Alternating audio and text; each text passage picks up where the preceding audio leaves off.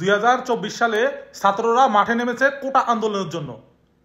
তো আমাদের লাভটা কি হলো?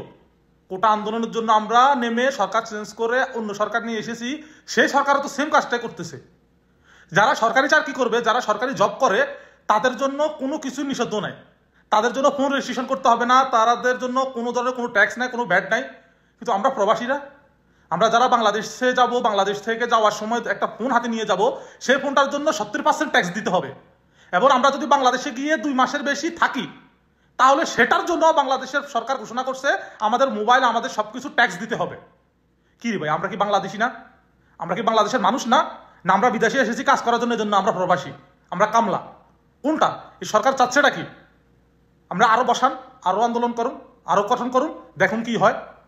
শুনতেছিস প্রবাসী আলারা নাকি অলমোস্ট আদা রেমিটেন্স বন্ধ করে দিছে, রেমিটেন্স এখন দিচ্ছে না। তো কোন জায়গায় যাবো? দেশটা, বাংলাদেশটা তো এমনি ধ্বংস হয়ে যাচ্ছে, আরো ধ্বংসের পথে।